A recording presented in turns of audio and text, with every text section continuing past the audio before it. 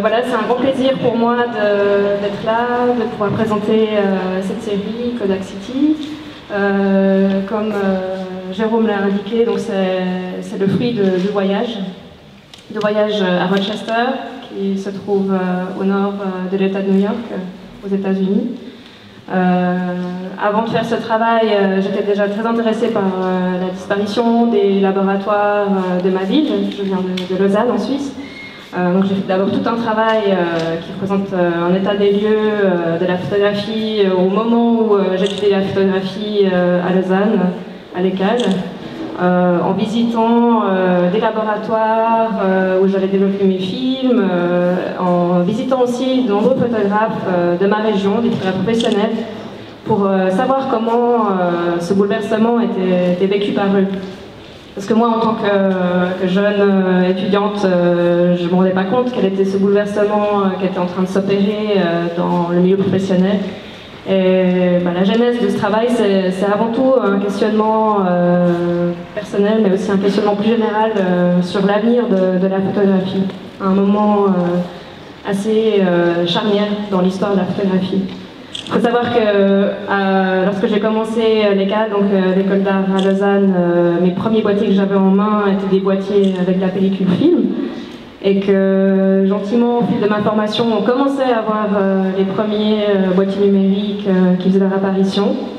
Et ça, déjà entre étudiants, ça nous posait des questions. On se demandait, mais est-ce que ça a la même valeur de travailler avec du film ou avec du numérique? La réponse, on l'a toujours pas, hein, mais il y avait vraiment un bouleversement qui s'opérait, et mon intention première était de pouvoir faire une sorte de témoignage de ce moment de transition. On ne voyait pas vraiment vers quoi la photographie allait aller, si la photographie traditionnelle allait disparaître, si elle allait continuer ou pas. Voilà, ce travail est le fruit d'un questionnement personnel, qui a commencé en Suisse romande. J'avais déjà visité des bâtiments Kodak en Suisse, dont un non loin de Lausanne, à Renan. Et dès les premières démarches que j'ai pu faire, vous pouvez bien imaginer que j'ai eu pas mal de difficultés à avoir des autorisations de faire des photos dans ces lieux. Mais je ne me suis pas découragée, j'ai quand même pu faire un livre avec les photos que j'ai faites à Lausanne, avec les studios de photographes professionnels et puis les laboratoires aussi que j'ai pu photographier. Et avec ce premier livre qui s'appelle Hors champ, j'ai reçu plusieurs prix, dont un prix qui m'a permis de passer 6 mois en résidence d'artiste à New York.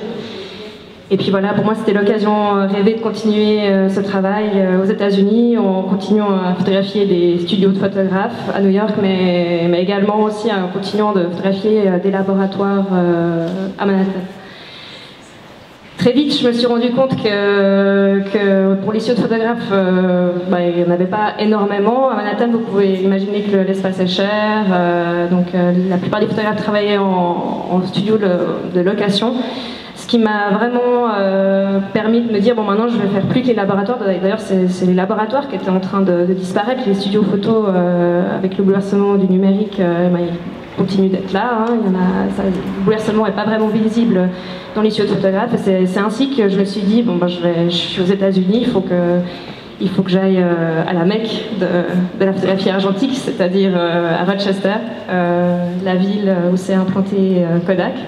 Cette ville qui était pour moi complètement fantasmée parce que je pense que pour la plupart d'entre vous, bien sûr Kodak ça vous parle encore, ça vous parle, enfin, tout le monde connaît la marque Kodak, mais vraiment très peu de gens savent où se trouve le siège de Kodak, qui sont ces hommes, ces femmes qui sont derrière la fabrication de ces films. Donc là, nouveau questionnement, nouveau défi, je me suis dit, bon, je vais me rendre dans cette ville et voir ce qui s'y passe. Et ce qui m'a frappé, c'est c'est aussi ce qui vous a frappé à la vue de mes images, c'est qu'il n'y a personne. C'est vide. C'est clair qu'en sortant de Manhattan, les autres villes paraissent assez rapidement vides, par contraste, hein, après avoir passé quelques mois à New York. J'ai pu tout d'un coup voir un autre visage des États-Unis, un visage plus industriel. Et ce vide, finalement, il m'a hanté, et puis il a nourri mon regard, mes compositions, mes choix photographiques. Et même si ces lieux sont vides, comme l'a dit Jérôme, il y a quand même toujours de l'activité à Rochester, malgré le déclin des ventes de pellicules films. Rochester renaît d'une certaine manière grâce à tous ces gens, ces ingénieurs, ces employés qui sont venus travailler à Rochester et qui ont le talent, qui ont les compétences pour lancer leur propre entreprise. Pour moi, c'est vraiment un hommage aussi à ces gens-là, ces hommes, ces femmes qu'on ne voit pas en fait. On ignore vraiment le rôle qu'ils jouent dans ce monstre, ce géant jaune qui est Kodak. Et l'idée, c'était de aussi montrer ces gens, mais sans les montrer, c'est-à-dire en montrant leur lieu de vie, la ville de Rochester, tout en montrant les lieux industriels, les lieux intérieurs et extérieurs. Alors Kodak s'est implanté à Rochester en 1880 et a régné en maître pendant plus d'un siècle. Ils ont vraiment une suprématie pendant plus d'un siècle sur le marché de la pellicule film. Et ce qui était troublant, c'était de se dire que j'étais en face d'un monstre qui était censé être complètement insubmersible, mais qui lui aussi, malheureusement, a vacillé suite à un retournement technologique. Et au fil de mon enquête, j'ai réalisé, et ça peut-être aussi vous-même vous l'avez réalisé tard, mais que Kodak a été le pionnier dans la photographie digitale.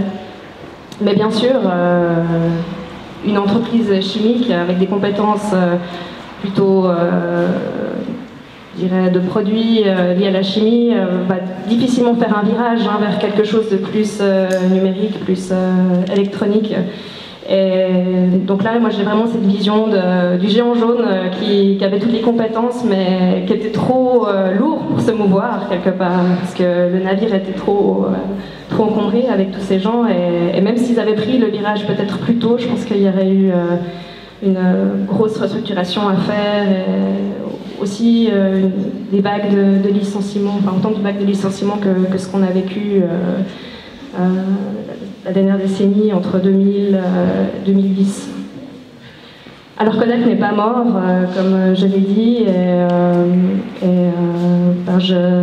j'espère qu'on continuera à avoir de la pellicule film pour les années à venir, parce que ça reste quand même pour moi un médium qui est particulier. C'est pas seulement la texture qu'on a dans la pellicule film, mais c'est toute l'axe photographique en fait qu'induit la pellicule film que je trouve intéressante. Et puis j'espère que le numérique et l'argentique vivra encore un moment ensemble et longtemps. Voilà, merci. Merci Braz. Merci Braz. Merci Braz. Merci Braz.